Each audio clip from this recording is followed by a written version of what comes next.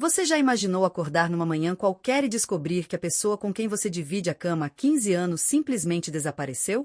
Não estou falando de uma saída para o trabalho ou uma viagem de negócios. Estou falando de um sumiço completo, sem explicações, sem rastros, como se a terra tivesse engolido a pessoa mais importante da sua vida.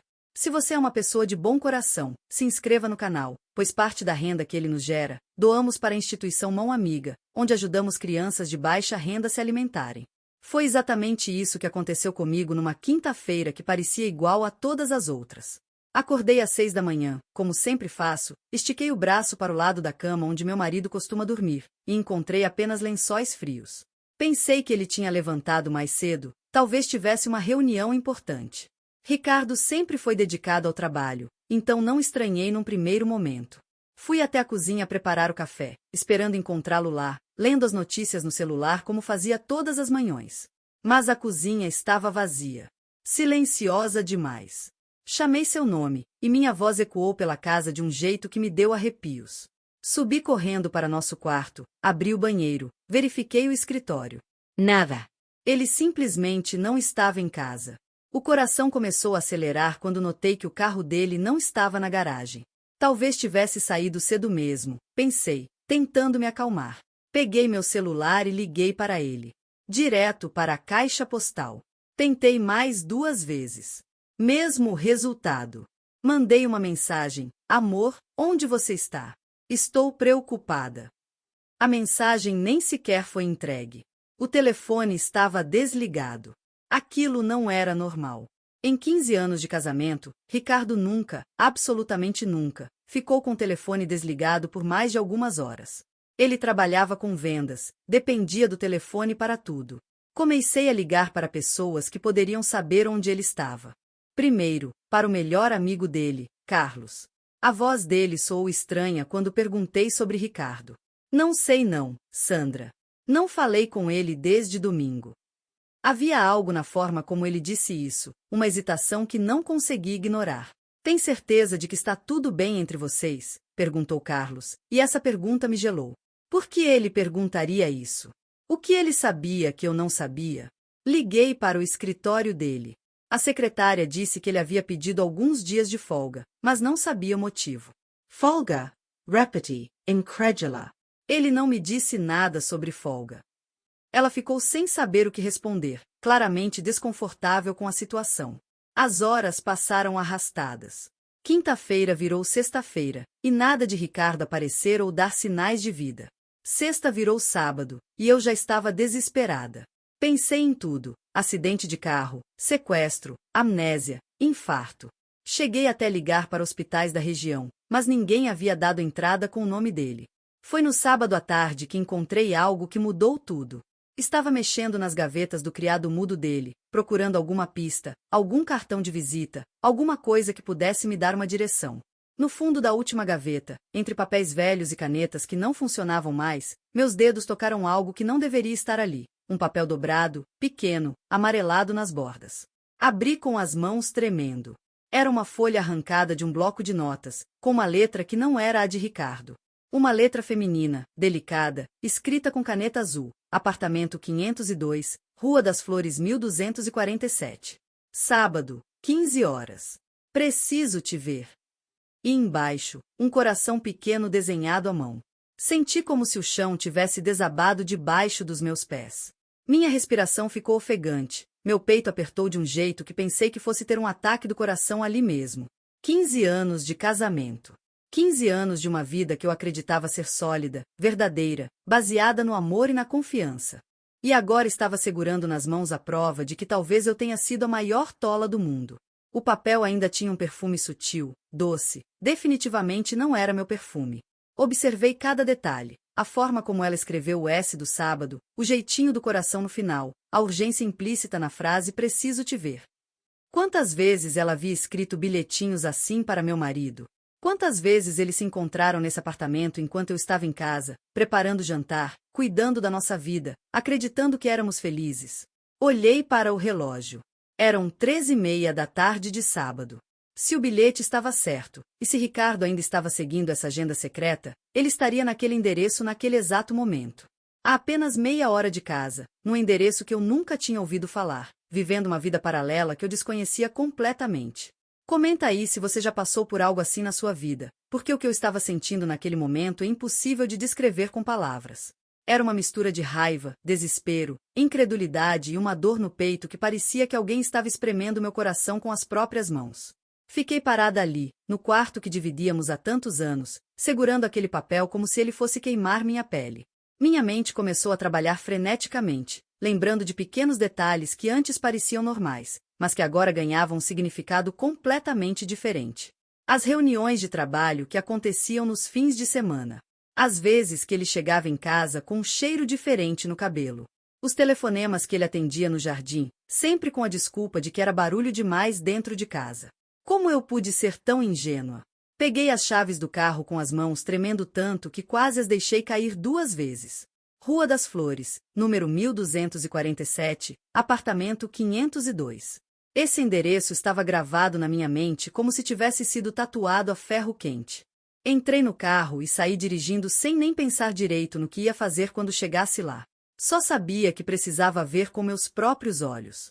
Precisava da verdade, por mais dolorosa que ela pudesse ser. O trajeto até lá foi uma eternidade. Cada semáforo vermelho parecia durar horas. Cada curva me deixava mais nervosa, mais ansiosa. E se eu chegasse lá e não fosse nada? E se fosse tudo mentira da minha cabeça? Mas e se fosse verdade? E se eu encontrasse meu marido nos braços de outra mulher? O que eu faria? O que qualquer pessoa faria numa situação dessas? Quando finalmente cheguei na Rua das Flores, meu coração estava batendo tão forte que eu podia escutar o som dele nos meus ouvidos. Era uma rua residencial comum, com prédios de classe média, árvores na calçada, nada que chamasse atenção. Procurei o número 1247 e encontrei um prédio de 6 andares, bem conservado, com uma pequena portaria. Estacionei do outro lado da rua e fiquei observando. Será que ele estava mesmo lá? Será que eu estava fazendo a coisa certa? Parte de mim queria voltar para casa, fingir que nunca havia encontrado aquele bilhete, continuar vivendo na ignorância. Mas a parte maior, a parte que precisava da verdade, me empurrava para fora do carro. Atravessei a rua com passos lentos, como se estivesse caminhando para o meu próprio funeral. Cheguei até a portaria e hesitei. O porteiro estava lá, lendo o jornal, alheio ao drama que estava se passando na minha vida. Respirei fundo e entrei. Com licença, disse, tentando manter a voz firme. Eu gostaria de saber se tem alguém no apartamento 502. O porteiro me olhou de cima a baixo, claramente avaliando se eu era uma ameaça ou não. Quem está procurando? Perguntou ele. Ricardo Santos, respondi, e ao falar o nome do meu próprio marido senti um gosto amargo na boca. O porteiro sorriu de um jeito que me deixou ainda mais nervosa. Ah, o Ricardo. Claro, ele mora aqui há alguns meses. Você é parente dele? Mora aqui. Mora aqui há alguns meses. As palavras ecoaram na minha cabeça como um tiro. Eu me segurei no balcão da portaria porque senti as pernas bambearem. Meu marido morava em outro lugar. Tinha uma segunda casa. Uma segunda vida. E eu não sabia de nada. Eu sou a esposa dele, consegui dizer, e vi a expressão do porteiro mudar completamente. O sorriso sumiu do rosto dele, e ele ficou visivelmente desconfortável. Esposa, repetiu ele, como se não tivesse entendido. Mas, a Dona Carla não vai gostar nada disso. Dona Carla. Agora ela tinha nome. A mulher que estava destruindo meu casamento, que estava roubando meu marido, tinha nome. Carla. Senti uma raiva tão intensa que tive vontade de quebrar alguma coisa, gritar, chorar, tudo ao mesmo tempo. A Dona Carla está aí em cima? Perguntei, surpresa com a firmeza na minha própria voz. O porteiro estava visivelmente nervoso agora. Olha, senhora, eu acho melhor a senhora conversar direto com eles. Eu não posso me meter nessas coisas de família, entende? Família. Eles eram uma família. Enquanto eu estava em casa, cuidando da nossa casa, lavando as roupas dele, preparando suas refeições favoritas, ele estava aqui construindo uma segunda família com uma tal de Carla. Se esse detalhe fez sentido para você, deixa um like, porque o que eu descobri a partir desse momento foi ainda pior do que eu poderia imaginar. Entrei no elevador com as pernas trêmulas. 5º andar. As portas se abriram e eu caminhei pelo corredor como uma sonâmbula. Apartamento 502 estava no final do corredor. A porta era igual a todas as outras, marrom escura, com um número dourado. Nada que indicasse que ali dentro estava acontecendo a destruição da minha vida. Parei em frente à porta e fiquei alguns segundos sem conseguir me mexer. Do outro lado dessa porta estava a verdade. A verdade que eu tinha medo de ver, mas que precisava enfrentar. Levantei a mão para bater, mas antes que pudesse fazer qualquer movimento, ouvi vozes vindas de dentro. Uma era inconfundivelmente a voz do meu marido. A outra era feminina, suave, carinhosa. Eles estavam conversando como um casal apaixonado. Fiquei ali parada, encostada na porta, ouvindo fragmentos da conversa que estava acontecendo do outro lado. Não conseguia entender tudo, mas o tom era íntimo, carinhoso, do jeito que Ricardo costumava falar comigo nos primeiros anos do nosso casamento. Senti uma punhalada no peito ao perceber que há muito tempo ele não falava comigo daquele jeito. O médico disse que está tudo bem com o bebê, ouvi a voz feminina dizer, e meu mundo desabou completamente. Bibi. Eles estavam esperando um bebê. Meu marido estava tendo um filho com outra mulher. Encostei a testa na porta fria e fechei os olhos, tentando processar essa informação. Depois de 15 anos tentando engravidar, depois de todas as consultas médicas, todos os tratamentos, todas as esperanças frustradas, ele estava tendo um filho com outra pessoa. Tenho que contar para Sandra logo, ouvi a voz dele dizer. Não posso mais viver essa mentira. Ela não merece isso. Sandra. Meu nome soando na boca dele de um jeito tão distante, como se eu fosse uma estranha. Como se os 15 anos que vivemos juntos não significassem nada. Como se eu fosse apenas um obstáculo entre ele e sua nova vida. Você tem certeza de que é isso que quer? A mulher perguntou. Ela pode tornar tudo muito complicado. Carla, amor, já conversamos sobre isso. Quero ficar com você e com nosso filho. Sandra vai entender, com o tempo. Vai entender. Ele realmente achava que eu ia entender. Que eu ia aceitar de boa que ele me trocou por uma versão mais nova, mais fértil, mais interessante. Que eu ia simplesmente sair de cena para que ele pudesse ser feliz com a família que ele realmente queria. Comenta sim se você já sentiu essa sensação de ter o chão se abrindo debaixo dos seus pés. Não se nunca passou por algo assim, porque o que eu senti naquele momento foi uma mistura de raiva e dor que eu não sabia que era possível existir no peito de uma pessoa. Respirei fundo, sequei as lágrimas que nem havia percebido que estavam escorrendo pelo meu rosto, e bati na porta. 3 batidas firmes, decididas. A conversa do outro lado parou imediatamente. Ouvi passos se aproximando, a voz dele sussurrando alguma coisa para ela. A porta se abriu e lá estava ele. Meu marido. O homem com quem eu dividia a cama havia 15 anos, com quem eu sonhava em envelhecer, com quem eu pensava que ia passar o resto da vida. Ele estava de bermuda e camiseta, relaxado, em casa. Na casa dele com ela. A expressão do rosto dele quando me viu foi de puro terror. Os olhos se arregalaram, a boca se abriu, mas nenhum som saiu. Ele ficou pálido como se tivesse visto um fantasma. E talvez fosse exatamente isso que eu representava para ele naquele momento. O fantasma da vida que ele queria deixar para trás. Oi, Ricardo disse, tentando manter a voz calma. Podemos conversar? Ele olhou para trás, claramente calculando se dava tempo de fechar a porta, inventar uma desculpa, fugir de alguma forma. Mas era tarde demais. Eu já sabia de tudo. Ou pelo menos achava que sabia. Sandra, eu posso explicar, ele começou, mas eu levantei a mão para interrompê-lo. Não precisa explicar aqui no corredor. Posso entrar? Ele hesitou, mas acabou se afastando para me deixar passar. O apartamento era pequeno, mas aconchegante. Decorado com gosto, cheio de detalhes que mostravam que alguém tinha colocado amor naquele lugar. Fotos dele sorrindo, plantas bem cuidadas, almofadas coloridas no sofá. Era tudo que nossa casa tinha deixado de ser nos últimos anos. Foi quando vi ela. Carla estava de pé na sala, uma mão apoiada na barriga que já mostrava uma curva suave. Era mais nova que eu, talvez uns 10 anos, cabelos castanhos longos, olhos verdes, bonita de um jeito natural que me fez sentir velha e cansada.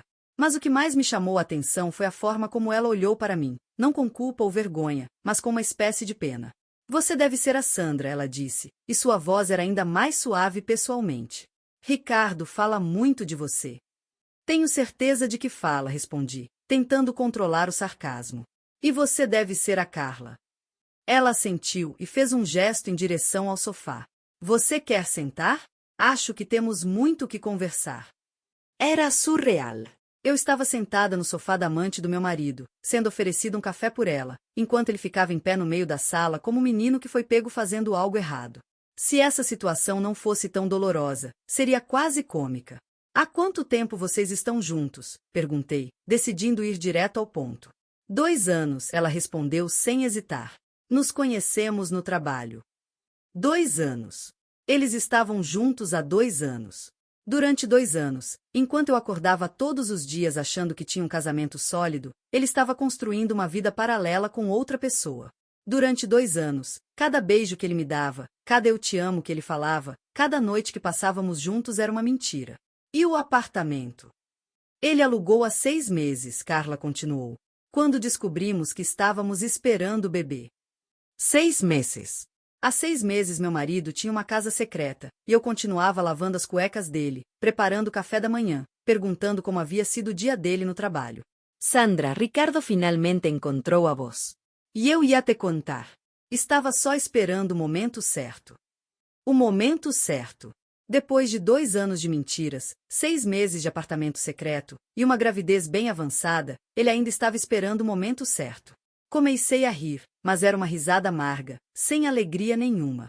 Uma risada de quem acabou de entender que foi feita de idiota por anos. O momento certo seria há 2 anos, Ricardo. Quando você conheceu ela. Ou há 6 meses, quando alugaram este apartamento. Ou quando descobriram que iam ter um filho juntos. Qualquer momento teria sido melhor do que eu descobrir por acaso, fuçando nas suas coisas porque você sumiu por 3 dias sem dar satisfação. Carla nos observava em silêncio, a mão ainda apoiada na barriga. Havia algo na postura dela que me incomodava profundamente. Ela não parecia se sentir culpada. Não parecia constrangida. Era como se a situação fosse natural, como se eu fosse a intrusa ali. Você sabia que ele era casado? Perguntei diretamente para ela. Sabia, ela respondeu sem hesitar. Desde o primeiro dia. Ele foi honesto comigo sobre isso. Honesto com ela. Mas não comigo. Com ela, ele foi honesto. Comigo, com quem ele prometeu fidelidade diante de Deus e da família, ele mentiu todos os dias por 2 anos. Se essa história está te prendendo, apoie com super tanks, porque o que vem agora é ainda mais chocante. E isso não te incomodava, insisti. Carla suspirou e se ajeitou no sofá. Olha, Sandra, eu sei que isso é difícil para você ouvir, mas Ricardo não estava feliz no casamento há muito tempo. Ele me contou que vocês praticamente viviam como irmãos, que não tinha mais intimidade, que vocês mal conversavam além dos assuntos da casa. Cada palavra dela era como um tapa na minha cara. E o pior é que eu sabia que havia verdade naquilo. Nos últimos anos, nosso casamento tinha se transformado numa rotina mecânica. Acordar, trabalhar, jantar vendo televisão, dormir. Fins de semana cuidando da casa, visitando parentes, sempre as mesmas conversas sobre as mesmas coisas. Quando foi que paramos de sonhar juntos? Quando foi que paramos de nos tocar com carinho? Quando foi que nossa vida virou apenas uma coexistência pacífica? Isso não justifica o que vocês fizeram, disse, mais para mim mesma do que para eles. Eu sei, Ricardo finalmente se aproximou e sentou numa poltrona em frente ao sofá. Sandra, eu sei que não tem justificativa. Eu devia ter conversado com você, devia ter tentado resolver nossos problemas antes disso. Antes de me trair por 2 anos, completei a frase para ele. Ele baixou a cabeça. É antes disso. O silêncio que se seguiu foi ensurdecedor. Eu ficava olhando ao redor daquele apartamento, tentando absorver todos os detalhes da vida secreta do meu marido. Havia livros que eu nunca vi ele ler, plantas que ele nunca demonstrou interesse em cuidar em casa, fotos dele sorrindo de um jeito que há muito tempo eu não via. Vocês se amam? Perguntei, e minha própria voz me soou estranha. Carla e Ricardo se entreolharam, e naquele olhar eu vi tudo o que eu precisava saber. Eles se amavam. De verdade. Do jeito que eu e Ricardo costumávamos nos amar, mas que já não acontecia há anos. Eles tinham aquela conexão, aquela cumplicidade, aquela chama que nós perdemos sem nem perceber quando. Sim, Carla respondeu. Nós nos amamos. E o bebê, vocês planejaram? Sim, ela disse novamente, passando a mão na barriga com carinho. Nós queríamos muito ser pais juntos. Pais juntos. A coisa que eu mais queria no mundo, a coisa pela qual nós tentamos por tantos anos, ele conseguiu com ela em questão de meses. Era como se o universo estivesse rindo da minha cara. É menino ou menina? Perguntei, e não sei por que fiz essa pergunta. Talvez porque, no fundo, eu ainda quisesse saber detalhes da vida dele, mesmo que essa vida não incluísse mais eu.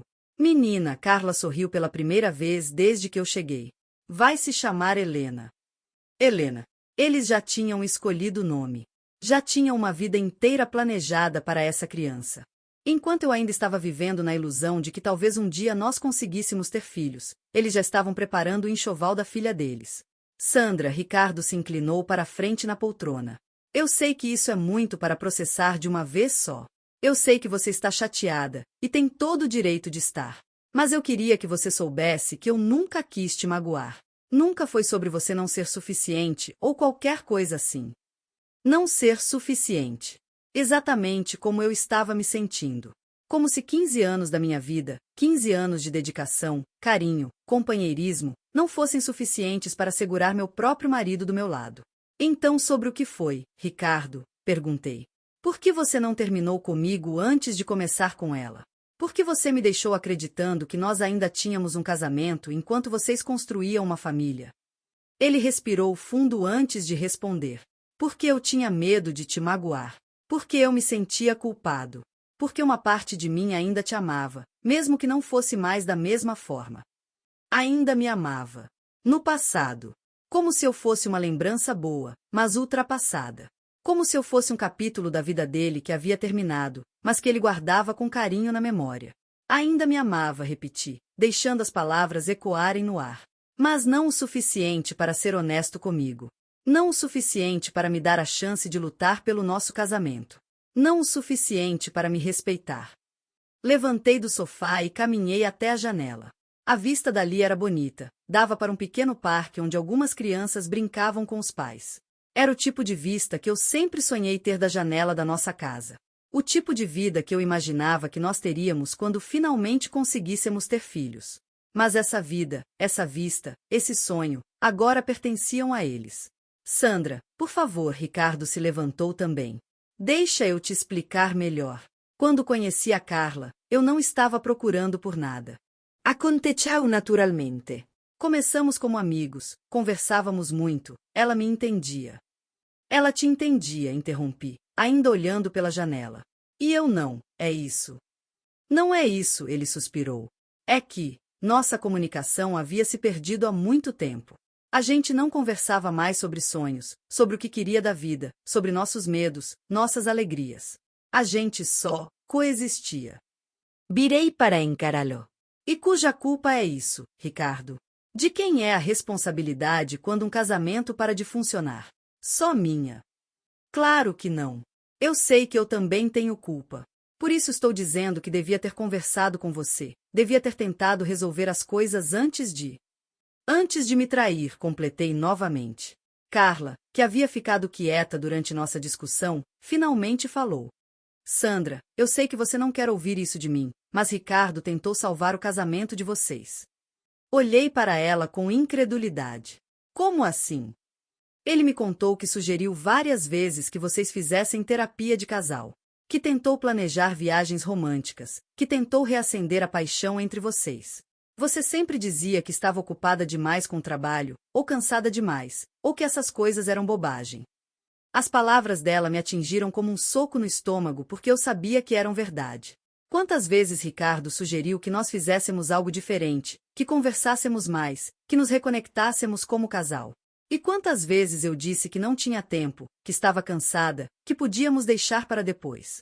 Então a culpa é minha? Perguntei, sentindo as lágrimas voltarem aos meus olhos. A culpa não é de ninguém, Ricardo disse se aproximando. Ou talvez seja de todos nós. A gente deixou nosso casamento morrer aos poucos, Sandra. A gente parou de lutar por ele. Você parou de lutar por ele, corrigi. Eu continuei lá, todos os dias, cuidando da casa, cuidando de você, achando que estava tudo bem. Mas você também se afastou, ele insistiu. Você parou de me tocar com carinho, parou de me beijar de verdade, parou de demonstrar que tinha prazer na minha companhia. A gente virou dois estranhos dividindo o mesmo teto. E era verdade. Tudo o que ele estava dizendo era verdade, e isso doía mais do que qualquer mentira. Nós realmente tínhamos parado de nos conectar como casal. Tínhamos nos tornado dois colegas de apartamento que dividiam as contas e as responsabilidades, mas que não dividiam mais sonhos, intimidade, cumplicidade. Mas isso não justifica o que vocês fizeram, insisti, mesmo sabendo que minha argumentação estava ficando cada vez mais fraca. Eu sei, Carla disse, se levantando do sofá com dificuldade por causa da barriga. E eu sinto muito que tenha acontecido assim. Se eu pudesse voltar no tempo, talvez tivesse feito diferente. Talvez? Perguntei. Ela hesitou por um momento. Não, para ser honesta, eu não faria diferente. Porque o que eu e Ricardo temos é real. É verdadeiro. É o tipo de amor que não aparece todo dia na vida da gente. Comenta aí o que você faria no meu lugar, porque naquele momento eu me senti completamente perdida. Uma parte de mim queria gritar, quebrar alguma coisa, xingar os dois e sair batendo a porta. Outra parte queria implorar para Ricardo voltar para casa, prometendo que nós íamos resolver nossos problemas. E uma terceira parte, a parte que eu não queria admitir que existia, entendia o que tinha acontecido. O que vocês querem de mim agora? Perguntei finalmente. Ricardo e Carla se entreolharam novamente. Queremos o divórcio, ele disse baixinho. Queremos poder ficar juntos oficialmente, criar nossa filha sem ter que esconder nada de ninguém. E acham que vai ser assim tão simples? Perguntei. 15 anos de casamento, a casa que compramos juntos, os planos que fizemos, tudo isso vai virar pó assim, da noite para o dia? Não tem que ser complicado, Carla disse. Ricardo não quer te prejudicar financeiramente. Ele quer que vocês dividam tudo de forma justa. Ele quer. Como se eu não tivesse voz ativa nessa decisão. Como se a escolha fosse só dele. E se eu não quiser o divórcio? Perguntei, só para ver a reação deles. O desespero que passou pelo rosto do Ricardo me deu uma satisfação triste. Ele realmente não queria mais tentar salvar nosso casamento. Ele não queria nem a possibilidade de tentar. Sandra, ele disse, e pela primeira vez desde que eu cheguei ali, sua voz estava embargada. Por favor, não torna isso mais difícil do que já é. Você merece ser feliz. Você merece alguém que te ame do jeito que você merece ser amada. E você não me ama do jeito que eu mereço. Não mais, ele admitiu, e essas duas palavrinhas foram como um tiro no meu peito. Não como você merece. Não como a Carla. Ali estava. A verdade nua e crua. Ele não me amava mais. Não da forma que o marido deveria amar a esposa. Talvez tivesse carinho, talvez tivesse gratidão pelos anos que passamos juntos, mas amor romântico, paixão, desejo de construir uma vida juntos, isso tinha acabado. E o mais doloroso de tudo é que, no fundo do meu coração, eu sabia que para mim também tinha acabado. Há quanto tempo eu não sentia borboletas no estômago quando ele chegava em casa? Há quanto tempo eu não o desejava de verdade? Há quanto tempo nós dois não estávamos apenas cumprindo um protocolo de casamento, em vez de realmente viver um casamento? Fiquei ali parada no meio daquela sala, cercada pelos destroços do que eu pensava ser minha vida, e uma sensação estranha começou a tomar conta de mim. Não era mais a raiva cega do início, nem o desespero quando descobri a traição. Era algo mais profundo, mais complexo. Era um misto de alívio e tristeza que eu não sabia como processar. Alívio porque finalmente eu entendia porque nos últimos anos eu me sentia tão vazia, tão desconectada, tão sozinha mesmo estando casada. Alívio porque agora eu sabia que não era paranoia minha, que realmente havia algo errado, que minha intuição não estava me enganando. E tristeza porque 15 anos da minha vida estavam chegando ao fim de uma forma que eu nunca imaginei. Eu preciso de um tempo para processar tudo isso, disse finalmente, pegando minha bolsa. Não vou tomar nenhuma decisão hoje, nem amanhã. Preciso pensar. Ricardo se levantou rapidamente. Sandra, você pode levar o tempo que precisar. Mas, por favor, não desaparece. A gente precisa conversar sobre os detalhes práticos também. Detalhes práticos. Como se minha vida pudesse ser resumida a detalhes práticos. Como dividir os móveis, quem fica com o carro, como separar 15 anos de vida compartilhada em 2 pilhas organizadas. Você vai continuar morando na nossa casa? Perguntei. Ele hesitou. Se você não se incomodar, pelo menos até a gente resolver tudo. Ou posso ficar aqui, se você preferir. Ficar aí, olhei ao redor do apartamento. Na sua outra casa. Com sua outra família. Sandra. Ele começou, mas eu o interrompi. Não, Ricardo. É isso que é. Você tem 2 casas, 2 vidas, 2 mulheres apaixonadas por você. E agora você tem que escolher uma. Eu já escolhi, ele disse baixinho. Eu sei que você escolheu, respondi. E pela primeira vez desde que descobri tudo, minha voz não estava embargada. O que eu preciso decidir agora é o que eu vou fazer com essa informação. Caminhei em direção à porta, mas parei antes de sair. Havia uma pergunta que precisava fazer, mesmo sabendo que a resposta ia doer. Você é feliz com ela? Ricardo olhou para Carla, que havia se sentado novamente no sofá, a mão sempre protetora na barriga. O sorriso que ele abriu foi a resposta que eu precisava. Era o sorriso de um homem completamente apaixonado, completamente realizado, completamente feliz. Sou, ele admitiu. Sou muito feliz. Bom, disse, e eu realmente quis dizer isso. Todo mundo merece ser feliz. Saí do apartamento e entrei no elevador com as pernas bambas. Durante a descida, me olhei no espelho do elevador e não reconheci a mulher que estava olhando de volta para mim. Parecia mais velha, mais cansada, mas também havia algo diferente nos meus olhos. Uma determinação que eu não sabia que ainda existia dentro de mim. O porteiro me cumprimentou quando passei pela portaria, com um olhar de pena que me irritou profundamente. Eu não queria pena de ninguém. Não queria ser vista como a coitadinha que foi trocada por uma mais nova. Eu era muito mais do que isso, mesmo que tivesse esquecido disso nos últimos anos. Entrei no carro e fiquei alguns minutos parada, tentando decidir para onde ir. Não queria voltar para casa ainda. Não queria ver as coisas dele, sentir o cheiro dele, deitar na cama que dividíamos. Precisava de um lugar para pensar, para processar tudo o que havia acontecido. Acabei indo para a casa da minha irmã Júlia. Ela estava no jardim, regando as plantas, quando eu cheguei. Uma cena tão normal, tão cotidiana, que contrastava completamente com o caos que minha vida havia se tornado em questão de horas. Sandra, ela me olhou surpresa. O que você está fazendo aqui? Aconteceu alguma coisa? Sentei no degrau da varanda dela e comecei a chorar. Não era um choro dramático, não eram soluços descontrolados. Eram lágrimas silenciosas de quem estava finalmente permitindo que toda a dor saísse.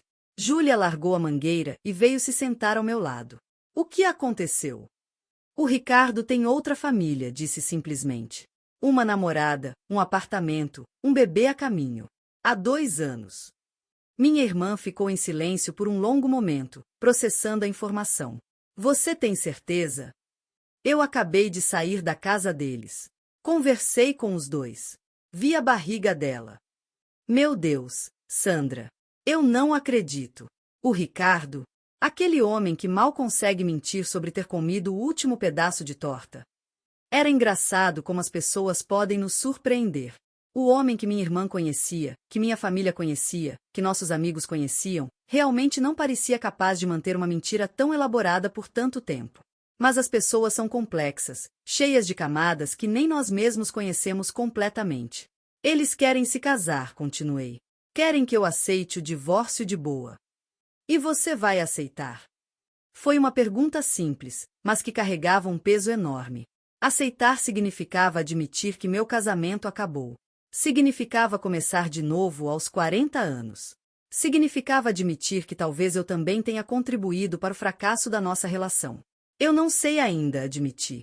Uma parte de mim quer lutar, quer tentar salvar o que resta do nosso casamento. Mas outra parte... Outra parte o quê? Outra parte sabe que ele tem razão. A gente não era mais um casal há muito tempo, Júlia. A gente era 2 colegas de apartamento que dividiam as contas. Minha irmã passou o braço ao meu redor. Mas isso não justifica o que ele fez. Ele devia ter conversado com você, tentado resolver os problemas, ou pedido divórcio antes de arrumar outra.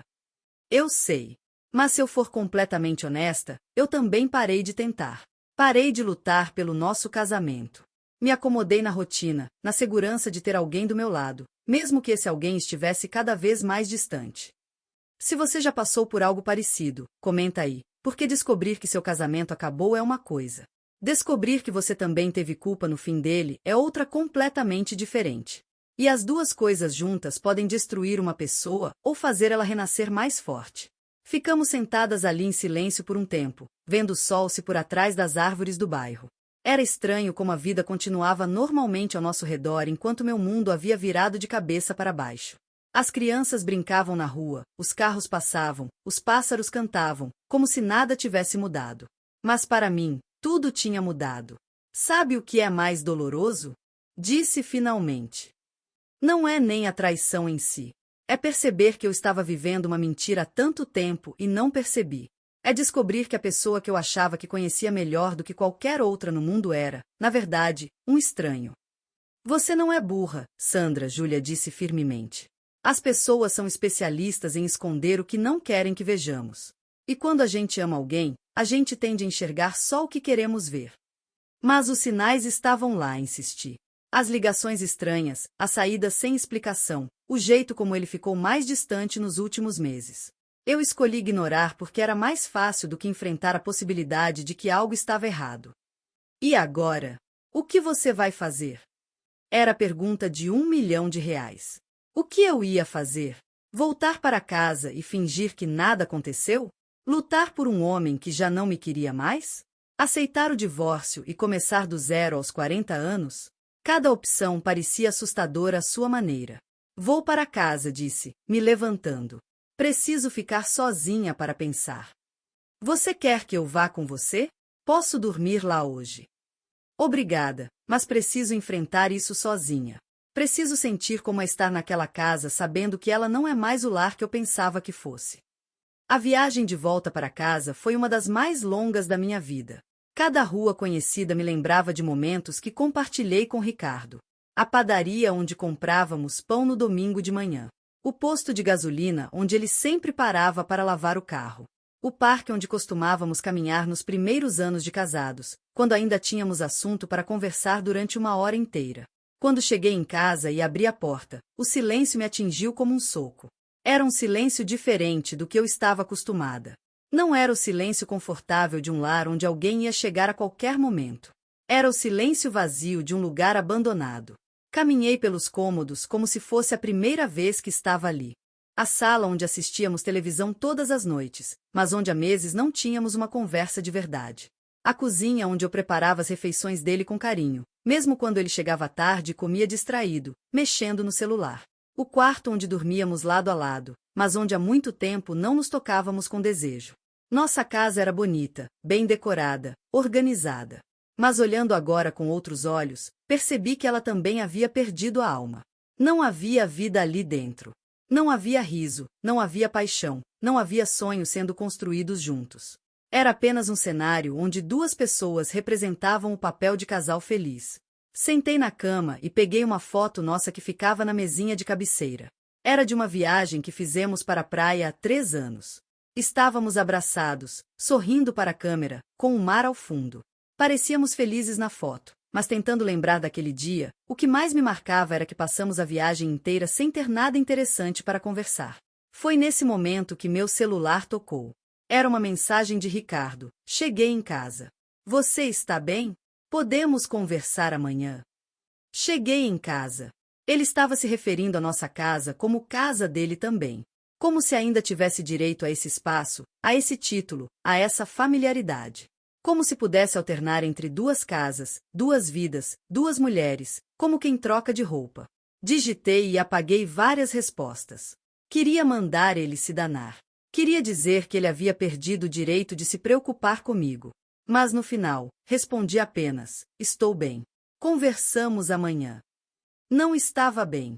Estava destroçada, confusa, com raiva, triste, perdida. Mas não era para ele que eu ia demonstrar isso. Não mais. Se ele queria viver sem mim, ia ter que aprender a viver com a consequência dessa escolha, incluindo não saber mais como eu estava me sentindo. Naquela noite, deitei sozinha na nossa cama pela primeira vez em 15 anos, e uma coisa estranha aconteceu. Depois de horas pensando, chorando, me revirando entre os lençóis, senti algo que não esperava sentir, um alívio profundo. Não precisava mais fingir que estava tudo bem. Não precisava mais forçar conversas que não levavam a lugar nenhum. Não precisava mais me questionar porque nosso casamento estava tão frio, tão sem graça. Agora eu sabia o porquê. E saber a verdade, por mais dolorosa que fosse, era melhor do que viver na ignorância. Pela primeira vez em anos, não adormeci preocupada se Ricardo tinha trancado a porta, se tinha desligado o alarme, se ia acordar a tempo no dia seguinte. Pela primeira vez em anos, a responsabilidade de cuidar de outra pessoa não estava nos meus ombros. Era só eu, meus pensamentos, minhas decisões, meu futuro. E descobri algo surpreendente. Eu havia esquecido como era libertador estar sozinha comigo mesma. Havia esquecido que eu existia além do papel de esposa. Que eu tinha sonhos próprios, vontades próprias, uma personalidade que ia muito além de ser a mulher do Ricardo. Se você chegou até aqui, compartilhe este vídeo com alguém que precisa ouvir esta história, porque o que aprendi naquela noite mudou minha vida para sempre. A verdade sempre encontra um jeito de aparecer, e quando ela chega, nada permanece igual. Mas às vezes, descobrir a verdade não é o fim de tudo.